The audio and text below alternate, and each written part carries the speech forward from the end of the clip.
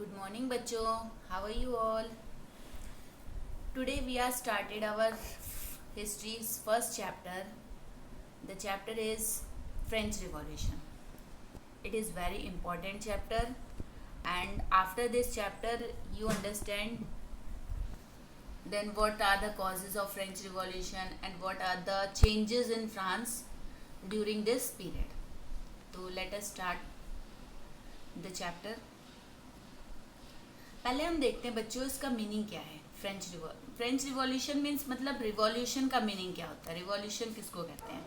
Revolution जो है वो एक ऐसा पॉलिटिकल अपहेवल है जिससे कि क्या होता है कि बहुत सारे नेशन में चेंजेस आते हैं. जो नेशन स्टेट है, जो कंट्री है, उसमें बहुत सारे चेंजेस आते हैं पॉलिटिकल अपहेवल की वजह से.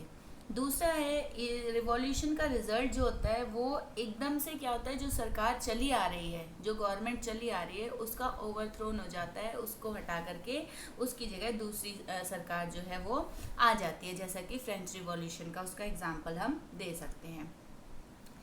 इसको इससे एक ग्रेट चेंज भी होता है. Great change that comes slowly and peacefully. इसमें जो है इसमें ग्रेट चेंजेस भी आते हैं जो कि धीरे धीरे और पीसफुली होते हैं. जैसे कि इंडस्ट्रियल रिवॉल्यूशन, कुछ इस टाइप से ये कुछ रिवॉल्यूशन के मीनिंग है. अब हम शुरू करते हैं फ्रेंच रिवॉल्यूशन. देखो, फ्रेंच रिवॉल्यूशन जो है वो एक मास अपराइजिंग था पीपल्स का, जो कि फ्रांस के लोगों ने किया था अगेंस्ट डिक्टोरियल और anti people policies of the monarchy system के अगेंस्ट, डिक्टोरियल सिस्टम के अगेंस्ट जो फ्रांस के लोगों ने किया था. फ्रांस के लोगों ने मिल करके एक मास अपराइजिंग किया था, उसको हम फ्रेंच रिवॉल्यूशन कहते हैं. अब इस फ्रेंच रिवॉल्यूशन के तहत क्या क्या इवेंट्स हुए थे इसको हम देखते हैं. मतलब इवेंट्स का मतलब ये फ्रेंच रिवॉल्यूशन जो है कैसे कैसे स्टार्ट हुआ था. स्टार्टिंग में क्या क्या हुआ था. सबसे पहले क्या हुआ था, स्ट्रोमिंग ऑफ पीजन यानी कि जो वहाँ पे जो कैदी थे उनको उन पे जो जेल थी, जेल पे हमला किया गया और जेल पे हमला करके वहाँ के कैदियों को रिहा कर दिया गया, वहाँ के कैदियों को आज़ाद कर दिया गया. डिमोलाइजिंग ऑफ द फोर्ट बास्तिल, जो राजा का किला था फोर्ट बास्तिल का किला जो था, उस बास्तिल के किलों को तोड़ दिया गया. लोग अभी आगे आप जब और डिटेल में पढ़ोगे फ्रेंच रिवॉल्यूशन तो आपको पता लगेगा कि लोगों ने ऐसा क्यों किया. तो क्या किया, जो बास्तिल का किला था उस बास्तिल के किले को लोगों ने मिलकर के तोड़ फोड़ दिया. रियोटिंग इन पेरिस एंड कंट्रीज. अब लोगों ने भाई किला भी तोड़ दिया, ध्वस्त कर दिया, बर्बाद कर दिया. जेल पे भी हमला करके जो कैदी थे उनको आज़ाद कर दिया. तो भाई राजा तो चुप रहने वाला नहीं है. राजा ने क्या किया, राजा ने आर्मी को ऑर्डर दिया, अपने सैनिकों को ऑर्डर दिया कि वो जा करके इन लोगों को शांत करने की कोशिश करें. यहाँ से फ्रेंच रिवॉल्यूशन की शुरुआत होती है. अब देखो, थोड़ा सा हम इंट्रोडक्शन देखते हैं. Today we often take the idea and liberty, freedom and equality for granted. हम देखते हैं आज के टाइम में हमें बहुत सारे हमारे पास लिबर्टी है, फ्रीडम है, इक्वलिटी है, बहुत सारी चीज़ें हमें आइडियाज़ जो हैं वो मिले हुए हैं. But we need to remind our self that these idea also have a history. क्या इनकी ज़रूरत, लेकिन हमें इनकी ज़रूरत जो है वो क्या हमारे पास हिस्ट्री में भी ये थी. क्या हमारे पास ये अधिकार, ये राइट्स, ये जो चीज़ें हैं ये सब पहले भी थी. Can find its origin in French revolution. अब देखते हैं कि फ्रेंच रिवॉल्यूशन से पहले देखो बच्चों, पहले क्या था, मैं थोड़ा सा यहाँ पे समझाऊंगी आपको. पहले हमारे देश में क्या था, मोनार्की गवर्नमेंट थी. मोनार्की गवर्नमेंट मतलब राजा महाराजा वाली सरकार थी. राजा महाराजा होते थे, साम्राज्य होते थे. अभी आजकल आप देख रहे हो जैसे यूरोप है, एशिया है, यूरोप के बहुत सारे देश हैं, फ्रांस है, जर्मनी है, इटली है. तो पहले ये सब नहीं था. पहले था ऑस्ट्रियन एम्पायर था, हैम्सबर्ग एम्पायर था. तो इस टाइप से एम्पायर थे इनके, और राजाओं के साम्राज्य हुआ करते थे. धीरे धीरे राजाओं के साम्राज्य के खिलाफ जो है लोगों ने विद्रोह शुरू कर दिया. आगे आगे हम इस फ्रेंच रिवॉल्यूशन में यही सब पढ़ने वाले हैं. It led to end the monarchy, end of society based on privilege and gave way to a new system of governance. इसने क्या किया, जो फ्रेंच रिवॉल्यूशन था इसने क्या किया कि मोनार्की गवर्नमेंट को ख़त्म कर दिया और सोसाइटी में जो भेदभाव था, सोसाइटी में जो समानता नहीं थी, यानी कि जन्म के द्वारा जो लोगों को कुछ अधिकार मिले थे, उन अधिकारों को ख़त्म कर दिया और एक नई तरह की सरकार जो है वो यहाँ पे आई. It declared the idea that all individual had right and could claim equality. इसने ऐसे आइडिया को प्रेजेंट किया कि सबके पास समान अधिकार हो और सब जो है इक्वल हो. These notion of equality and freedom emerged as the central idea of a new age. और यहाँ से एक नए एज की, नए युग की शुरुआत हुई. अभी तक हमारे देश में क्या, अभी तक वर्ल्ड में क्या थे, राजा महाराजा थे और धीरे धीरे इन राजा महाराजाओं का साम्राज्य जो है वो ख़त्म होना शुरू हुआ. और ये सबसे पहले कहाँ पे हुआ, ये सबसे पहले रिवॉल्यूशन हुआ फ्रांस में.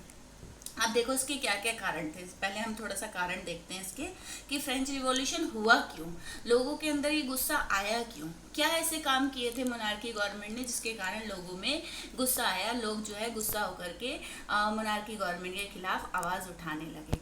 देखो सबसे पहले देखते हैं पॉलिटिकल कॉजेज, पॉलिटिकल कारण क्या थे. 1774 Louis 16 of the Bourbon family of king ascend the throne of France. अब देखो 1774 में जो लुइस 16 था वो बॉर्बन फैमिली का किंग था और उसने फ्रांस में जो है फ्रांस की सत्ता जो है उसके पास आ गई थी. अब क्या हुआ था, वो 20 साल का जब था तो उसकी शादी हो गई when he married to the Austrian princess. Austria की जो प्रिंसेस थी मैरी एंटोनेट, उसके साथ इसकी शादी हो गई. Who always interference the administration, जो कि क्या करती थी, इसके जो काम जो उसका होता था, राजकाज जो होता था उसमें हमेशा इंटरफेरेंस करती थी. He ruled as an absolute monarchy. अब ये जो रूल जो था इसका लुइस 16 का, वो क्या था, वो पूरी तरह से मोनार्की था. He had maintain a huge army इसने मेंटेन कर रखी थी, बहुत बड़ी आर्मी थी इसके पास. Built a big extravagant courts भी इसके पास काफ़ी अच्छे थे.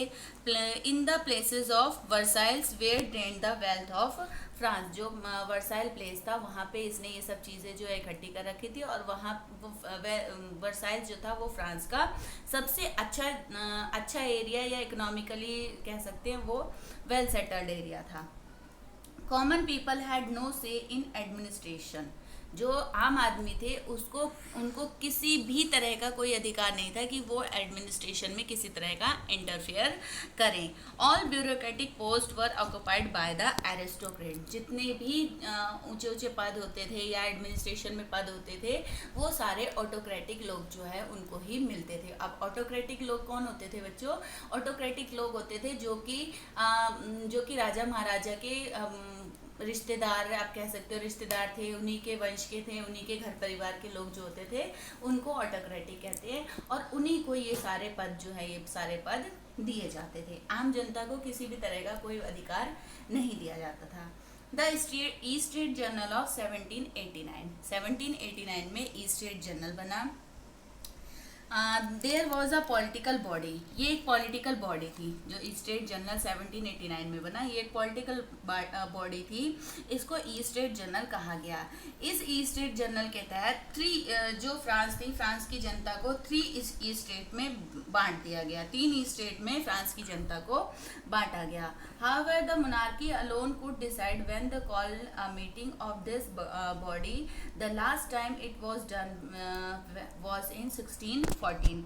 और जब भी मोनार्की गवर्नमेंट जो है वो कोई भी नियम कानून बनाती थी, डिसाइड करती थी नियम कानून बनाने के लिए, तो वो मीटिंग को बुलाती थी. तो मतलब उसमें क्या करती थी कि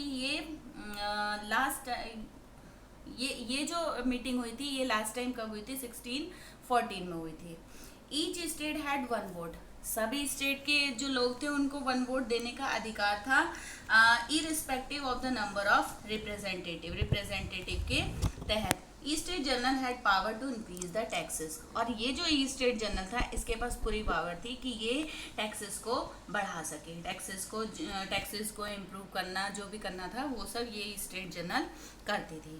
अब देखो ये तो थे इसके पॉलिटिकल कारण। अब हम देखते हैं इसके सोशल कॉजेज क्या थे, सोशल कारण क्या थे, इसके सामाजिक कारण क्या थे। 18th सेंचुरी में फ्रांस जो है वो डिवाइडेड हो गया था 3 स्टेट्स में, 3 स्टेट्स में फ्रांस को डिवाइड कर दिया गया था, clergy, nobility and common man. जो फर्स्ट स्टेट के लोग थे वो थे क्लर्जी लोग थे, जो कि राजा के परिवार के लोग होते थे, जिनका जन्म राज परिवार में होता था। सेकंड जो थे वो नोबेलिटी थे, ये आगे हम पढ़ने वाले हैं किस स्टेट में कौन कौन लोग थे। और थर्ड स्टेट के लोग जो थे वो कॉमन मैन थे। The member of the first 2 state enjoy privilege by birth. जो पहले जो 2 स्टेट के लोग होते थे वो बर्थ के आधार पे उनको सारे अधिकार दिए जाते थे। मतलब कि जो फर्स्ट स्टेट पैदा हुआ है वो उसको सारे अधिकार फर्स्ट स्टेट के ही मिलेंगे। Peasants made up about 90% of the population. अब वहाँ पे फ्रांस में क्या था बच्चों, 90% लोग जो थे वो कौन थे, पीजेंट थे। However, only a small number of them owned the land they cultivated। और इन 90% लोगों में बहुत कम लोग ऐसे थे जिनके पास अपनी ज़मीन होती थी कल्टीवेशन के लिए। 60% of the land was owned by nobles and church. करीब करीब फ्रांस की 60% जो लैंड थी वो नोबल और चर्च के पास थी। They lease to peasant for great share in the production. और वो क्या करते थे, वो अपनी इन जमीनों को पीजेंट्स को दे देते थे, लीज पे दे देते थे, और उसमें फिर उनके प्रोडक्शन में एक बहुत बड़ा शेयर ये लोग उनसे ले लेते थे। Peasants were obliged to render free service to the lord, to work in his house and field, to serve in the army or the participated in the building road। अब पीजेंट जो है वो क्या करते थे, कभी कभी पीजेंट जो है फ्री में भी सर्विस देते थे इन लॉर्ड्स के आगे। मतलब जो इनके लैंड लॉर्ड्स होते थे इनके घर में फ्री सर्विस भी देते थे, और इनके घरों में, इनके खेतों में, इनके आर्मी में भी कभी कभी इनको पकड़ के आर्मी में भी डाल दिया जाता था इन पीजेंट्स को। मतलब कि पीजेंट्स के साथ जो है कि बहुत सारे भेदभाव किए जाते थे, और ये पीजेंट जो होते थे ये थर्ड स्टेट्स के लोग होते थे। अब थर्ड जो कारण है वो है बच्चों देखो इकोनॉमिक कॉजेज। अब इकोनॉमिक कॉजेज हम पढ़ते हैं। French economy was based on revenue for land on feudal system. French economy जो थी वो पूरी तरह से निर्भर थी जो लैंड रेवेन्यू, यानी कि लैंड से जो टैक्सेस मिलते थे, लैंड से जो वो मिलता था, रेवेन्यू मिलता था, उस पर पूरी तरह से बेस्ड थी यहाँ की इकोनॉमी, और फ्यूडल सिस्टम पे बेस्ड थी। During Louis 16 France had 2 million livres डेप्ट। लुइस 16 के टाइम पे फ्रांस के पास जो है 2 मिलियन लिवर डेप्ट में, यानी कि कर्जे में डूब गया था। फ्रांस के ऊपर जो है 2 बिलियन लीवर का टैक्स जो है वो कर्जा जो है वो हो गया था। Government charges huge tax from the third state, और इस कारण गवर्नमेंट ने क्या किया, थर्ड स्टेट पे जो टैक्सेस थे वो लगा दिए, बहुत ज़्यादा मात्रा में टैक्सेस लगा दिए। अब ये टैक्स जो थे, ये टैक्स जैसे कि दो उसके एग्जाम्पल दे रखे हैं। एक डायरेक्ट टैक्स था जो कि गवर्नमेंट ने लगाया था लोगों पे, उसको कहते थे टेल जो था ये एक डायरेक्ट टैक्स था जो कि गवर्नमेंट को दिया जाता था। और इसके अलावा बहुत सारे इनडायरेक्ट टैक्सेस थे जो कि लोगों से लिए जाते थे, लोगों से इनको वसूल किया जाता था। First 2 state were excepted from paying taxes to the state. जो पहले 2 स्टेट थे, फर्स्ट और सेकंड स्टेट, ये कोई भी टैक्स नहीं देते थे, इनके ऊपर किसी भी तरह का कोई भी टैक्स नहीं था। The church to extract it share of taxes called tithe from the peasant. Church जो था वो भी पीजेंट पे अलग से टैक्स लगाता था, जिसको टीथ जो है वो कहा जाता था। टीथ नाम का टैक्स जो है ये चर्च द्वारा लगाया जाता था पीजेंट पे। तो ये तो थे बच्चों इसके इकोनॉमिक कारण। हमने तो बच्चों इस तरीके से ये जो 3 इम्पोर्टेंट और मुख्य कारण थे फ्रेंच रिवॉल्यूशन में, कारण थे पॉलिटिकल कारण, सोशल कॉजेज और इकोनॉमिक कॉजेज, जो कि हम पढ़ चुके हैं। अब हम पढ़ते हैं। देखो अभी मैंने आपको बताया था कि फ्रांस जो है वो उसके पास 2 बिलियन लीवर जो है वो डेब्ट में था, यानी कि फ्रांस के ऊपर 2 बिलियन लीवर का कर्जा था। अब ये कर्जा क्यों था, फ्रांस के ऊपर क्यों था, ऐसा क्या हुआ था कि फ्रांस जो है वो कर्जे में डूब गया था? तो इसको हम देखते हैं थोड़ा सा। अनलेस वॉर्स, इसको हम इस टॉपिक के तहत पढ़ेंगे। अनलेस वॉर्स, यूजलेस वॉर, इसमें हम देखते हैं। अब देखो यूजलेस वॉर में in 1776 France help 13 American colonies to gain their independence from Britain. अब 1776 ने फ्रांस ने क्या किया, फ्रांस ने 13 अमेरिकन कॉलोनीज को, ऐसे 13 देशों को जो कि अमेरिका के अधीन थे, अमेरिका के अंडर में थे, ऐसे 13 देशों को उसने ब्रिटेन से, अमेरिका के देश थे जो कि ब्रिटेन के अधीन थे, उनको ब्रिटेन से आज़ाद कराया उसने। कितने? 13 देशों को। This added more than $1 billion livres to a डेब्ट, और इसकी वजह से फ्रांस के ऊपर जो है बिलियन लीवर का जो कर्ज था वो चढ़ गया था।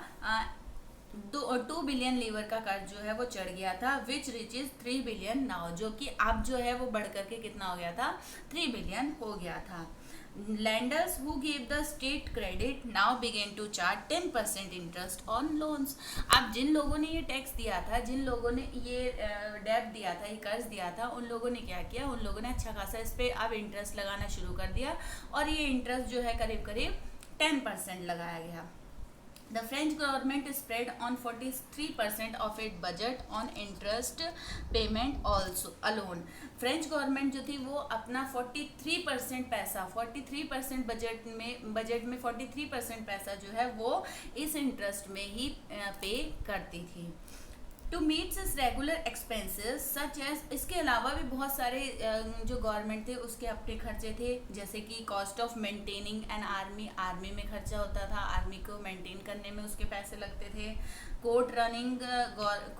Courts running government offices, courts को चलाने में, गवर्नमेंट ऑफिसेस को चलाने में, गवर्नमेंट एम्प्लॉय को सैलरीज देने में, और यूनिवर्सिटीज़ को चलाने में भी फ्रेंच गवर्नमेंट का पैसा बहुत ज़्यादा लगता था। The state was force to increase taxes, और इन सब कारणों की वजह से जो गवर्नमेंट थी उसने क्या कर दिया था, टैक्स जो है वो बढ़ा दिए थे, टैक्सेस को इंक्रीज कर दिया था। अब देखो बच्चों, जब गवर्नमेंट ने थर्ड स्टेट पे टैक्स लगा दिए, आपने कारण पढ़ लिया, कारण जो था उसमें जो इकोनॉमिक कारण था वो कर्जे में डूब गया था, जिसके कारण लोगों पे टैक्स लगा दिए। अब इन टैक्स को लगाने से क्या हुआ, एक मिडिल क्लास सामने आया। मिडिल क्लास जो थे वो, हालांकि थर्ड स्टेट के लोग थे, थर्ड स्टेट में से ही लोग आए थे, लेकिन जो मिडिल क्लास थे वो ऐसे थे, वो पढ़े लिखे थे, समझदार थे, और अच्छी जॉब्स में थे, प्रोफेशनल्स थे। तो वो मिडिल क्लास जो है वो सामने आया। इन्होंने क्या किया, देखो अब हम इसमें पढ़ेंगे ग्रोइंग मिडिल क्लास, इस पॉइंट में पढ़ेंगे। 18th century witnesses the emergence of social group termed the middle class। 18th century में ये मिडिल क्लास जो है ये सामने आया, और इस all of these were educated, ये जो थे, ये जितने भी मिडिल क्लास के लोग थे ये एजुकेटेड थे। Believe that no group in society should be privilege by birth rather, और इनका मानना था कि कोई भी ऐसी सोसाइटी में कोई भी ऐसा ग्रुप नहीं होना चाहिए जो कि बर्थ के आधार पे जिसको किसी भी तरह का अधिकार दिया जाए। A person's social position must depend on his merit. इनका मानना था कि किसी भी आदमी की जो स्थिति है वो उसके मेरिट के आधार पे होनी चाहिए, वो कितना पढ़ा लिखा है, उसके जन्म के आधार पे नहीं होनी चाहिए कि वो फर्स्ट स्टेट में पैदा हुआ तो वो राजा के घर में पैदा हुआ तो राजा ही बनेगा, ये नहीं होना चाहिए, बल्कि उसकी क्वालिफिकेशन देखनी चाहिए, उसका स्टेटस देखना चाहिए, उसकी वो देखनी चाहिए कि वो कितना डिजर्व करता है, उस आधार पे उसको वो अधिकार मिलने चाहिए, इनका ये मानना था। These idea demanded a society based on freedom and equal law, और इन्हीं आइडिया के बेस पे इन्होंने डिमांड की कि हमें आज़ादी दो और हमें इक्वल लॉ मतलब कि सबके लिए समान नियम कानूनों की व्यवस्था करो, एंड अपॉर्चुनिटी फॉर ऑल, और ये अपॉर्चुनिटी और सबको अपॉर्चुनिटी दो, सबको ऐसा मौका दो कि सब जो है वो इक्वल बने रहें और सब जो है वो हर चीज़ के लिए, हर पोस्ट के लिए क्वालिफाइंग हो। These are merchants, traders, lawyers, manufacturers etcetera. ये जो होते थे ये मर्चेंट्स, लॉयर, मैन्युफैक्चर, ये सब ये होते थे। तो बच्चों ये तो था मिडिल क्लास। अब हम इसमें अगला टॉपिक जो है वो पढ़ते हैं, सबसिस्टेंस क्राइसिस। अब देखो सबसिस्टेंस क्राइसिस क्या था। An extreme situation when the basis of means of livelihood are endangered. ऐसी स्थिति जब आपके जो इम्पोर्टेंट चीज़ें हैं, जहाँ आपकी बेसिक नीड्स है, बेसिक ज़रूरतें हैं, वो खतरे में पड़ जाए, एंडेंजर्ड हो जाए, तो उसको कहते हैं सबसिस्टेंस क्राइसिस। एकदम से क्राइसिस आ जाना, यानी कि अब हमारी देखो बेसिक ज़रूरतें क्या है, रोटी कपड़ा मकान। अब हमें खाना अगर ना मिले टाइम से तो क्या होगा, इसको कहेंगे सबसिस्टेंस क्राइसिस। अगर हमें पॉल्यूशन, वो फ्रेश एयर ना मिले, रहने को घर ना मिले, तो ऐसी चीज़ें जो हमारी बेसिक ज़रूरतें हैं, बेसिक नीड्स है, उनका खतरे में पड़ना, उसको कहते हैं सबसिस्टेंस क्राइसिस। अब देखो इसके कारण क्या क्या होते हैं। The population of France rose from about 23 million in 1715 to 28 million in 1789। अब देखो ये भी एक कारण था फ्रेंच रिवॉल्यूशन का। फ्रांस में क्या हुआ था, फ्रांस की जो पॉपुलेशन थी वो 1715 में 23 मिलियन थी, जो कि 1789 में बढ़ के हो गई थी 28 मिलियन। तो ये देखो इनकी पॉपुलेशन जो है वो कितनी जल्दी ग्रो कर रही है। इसकी वजह से क्या हुआ था, increase in the demand for food grain. अब देखो पॉपुलेशन बढ़ेगी तो क्या होगा, फूड ग्रेन की डिमांड जो है वो भी बढ़ेगी, और जिसके कारण क्या होता है, production of grain could not keep pace with the demand. जो ग्रेन का प्रोडक्शन था, जितना अनाज उगाया जा रहा था, वो पूरी डिमांड को पूरा नहीं कर पा रहा था। दिस लेड टू इन्फ्लेशन, और जिसके कारण जो है इन्फ्लेशन की समस्या, यानी कि भुखमरी की समस्या आ रही थी। थिंग्स बिकम वर्स, जिसके कारण क्या हुआ, जो चीज़ें थी वो वर्स हो गई, और ड्राउट की समस्या हो गई, सूखा पड़ गया, अकाल पड़ गया, और हार्वेस्ट जो है वो भी रिड्यूस हो गया, यानी कि खेती जो है वो भी कम हो गई।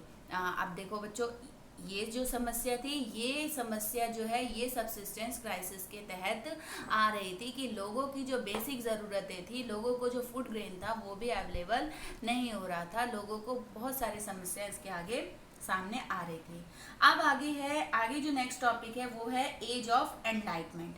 एज ऑफ एनलाइटमेंट मतलब लोगों के सामने एक रोशनी का, लोगों को एक एनलाइटमेंट जो है वो दिखाई दिया। इसमें क्या हुआ, 17-18 century was the age of enlightenment. 17 और 18 सेंचुरी को हम एनलाइटमेंट का एज भी कहते हैं। इस एज में क्या हुआ था कि जो बहुत सारे फिलोसफर्स थे, उन्होंने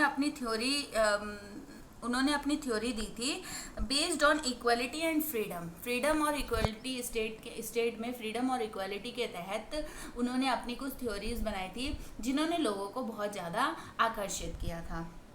जैसे कि देखो यहाँ पे कुछ एग्जाम्पल दिखा रहे हैं, स्लाइड्स में भी देख सकते हो आप, और इसको अपनी बुक में भी देख सकते हो। जैसे कि जॉन लॉकी था। जॉन लॉकी जो था, उसकी जो बुक थी उसका नाम था टू ट्रीटीज ऑफ गवर्नमेंट। ठीक है, इसमें क्या था कि उन्होंने रिफ्यूट किया था, अपोज किया था डॉक्ट्रिन को of the divine and absolute right of the monarchy. उन्होंने रिफ्यूज़ किया था, अपोज किया था कि जो सरकार है वो भगवान है, या पूरा अधिकार, पूरी तरह से उसको अधिकार दिया गया है मोनार्की गवर्नमेंट। जैसे मोनार्की गवर्नमेंट थी, मोनार्की गवर्नमेंट क्या था, लोग उसको भगवान मानते थे, उसके पास सारे अधिकार थे, जितने भी वो होते हैं, जितने भी अधिकार, राइट्स जो भी होते हैं, सब उनके पास थे। तो उसने, जो ये जॉन लॉकी था, उसने उसकी जो बुक थी उसमें ये कहा गया था कि ये अधिकार, इसके खिलाफ जो है वो उस बुक में लिखा हुआ था कि ये जो चीज़ें हैं उसने उसका अपोज किया था, विरोध किया था। दूसरे एक और फिलोसफर हुए थे जीन जैक्यूज रूसो। जीन जैक्यूज रूसो जो है, उन्होंने क्या किया था, propose a form of government based on a social contract. उनकी बुक थी द सोशल कॉन्ट्रैक्ट, उसमें उन्होंने लिखा था कि गवर्नमेंट ऐसी हो जो कि पूरी तरह से सोशल कॉन्ट्रैक्ट्स में हो या between people and their representative, मतलब कि जो भी रिप्रेजेंटेटिव बन रहे हैं, जो भी गवर्नमेंट के लोग हैं, उनके उनके और पीपल के बीच में पूरी तरह से कॉन्ट्रैक्ट होने चाहिए। और उन्होंने इसको अपनी बुक द सोशल कॉन्ट्रैक्ट में लिखा था। एक और इम्पॉर्टेंट फिलोसफर हुए थे फ्रांस में, जिनका नाम था मॉन्टेस्क्यू। मॉन्टेस्क्यू जो थे, उनकी बुक थी स्पिरिट ऑफ लॉज। ये बच्चों देखो एक एक नंबर के क्वेश्चन में भी आता है। इन्होंने इसमें propose a division of power, उन्होंने इस अपनी बुक में डिवीज़न ऑफ पावर के बारे में समझाया था कि पावर जो है with in the government between the legislature, government और लेजिस्लेचर के बीच की पावर को उन्होंने डिस्क्राइब किया था। The executive and the judiciary, executive, judiciary और लेजिस्लेचर, इन तीनों की पावर के बारे में उन्होंने बताया था कि गवर्नमेंट की ये 3 इम्पॉर्टेंट पावर होती है। तो ये जो कुछ वो थे फिलोसफर थे फ्रांस के, इन्होंने भी इनकी फिलॉसफी ने, इनकी थ्योरीज ने भी लोगों को बहुत ज़्यादा मोटिवेट किया था। अब इस मोटिवेशन के तहत जो इवेंट्स हुए थे, जो हम आगे पढ़ेंगे, वो इवेंट्स हुए थे सेशन ऑफ स्टेट जनरल, ठीक है, स्टेट जनरल का सेशन पढ़ेंगे। उसके बाद फॉर्मेशन ऑफ नेशनल असेंबली पढ़ेंगे, आउटब्रेक ऑफ रिवॉल्यूशन पढ़ेंगे, कॉन्स्टिट्यूशन मोनार्की पढ़ेंगे, न्यू कॉन्स्टिट्यूशन पढ़ेंगे, रिवॉल्यूशनरी वॉर्स पढ़ेंगे, राइज ऑफ न्यू आइडियाज़ पढ़ेंगे, फ्रेंच रिपब्लिक पढ़ेंगे, Robespierre, state policy, reign of terror और रूल ऑफ डिक्टेटरी। ये सब हम इसके बाद, ये तो इंट्रोडक्शन था कि फ्रेंच रिवॉल्यूशन के क्या क्या कारण थे, फ्रेंच रिवॉल्यूशन क्यों हुआ था और फ्रेंच रिवॉल्यूशन को किस किस ने इफेक्ट किया था। अब फ्रेंच रिवॉल्यूशन हुआ कैसे था, अब ये हम पढ़ेंगे कि इसकी स्टार्टिंग कहाँ से हुई थी।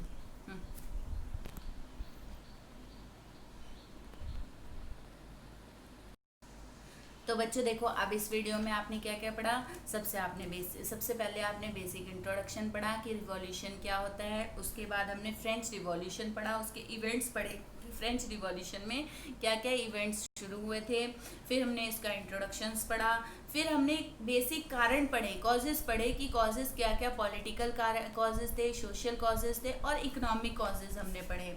इसके बाद हमने यूजलेस वॉर्स पढ़े कि कैसे फ्रांस जो है वो कर्जे में आ गया था, फ्रांस के ऊपर कैसे 2 बिलियन लेबर का डेब्ट जो है वो आ गया था। उसके बाद हमने पढ़ा कि एक इसी कंडीशन में एक मिडिल क्लास का ग्रो हुआ, मिडिल क्लास सामने आया। उसके बाद सब्सिस्टेंस क्राइसिस भी आए लोगों के सामने, लोगों की जो बेसिक नीड्स थी वो पूरी नहीं हो रही थी। उसके बाद एज ऑफ एनलाइटमेंट के तहत हमने पढ़ा कि जो इम्पोर्टेंट वो थे, इम्पॉर्टेंट फिलोसफर्स थे, उन्होंने क्या क्या अपनी अपनी थ्योरीज दी थी जो कि लोगों को बहुत ज़्यादा, जिसने लोगों को बहुत ज़्यादा इफ़ेक्ट किया था। तो ये सारी चीज़ें हमने इस वीडियो में पढ़ी। अब हम नेक्स्ट वीडियो में पढ़ेंगे बच्चों कि कैसे फ्रेंच रिवॉल्यूशन जो है वो शुरू हुआ, कहाँ से वो शुरू हुआ और कैसे वो आगे आगे बढ़ता रहा और कैसे मोनार्की गवर्नमेंट जो है वो चेंज हुई और फिर उसके बाद दूसरी गवर्नमेंट फ्रांस में आई। ओके बच्चों, थैंक यू। अब आप नेक्स्ट वीडियो में देखिए।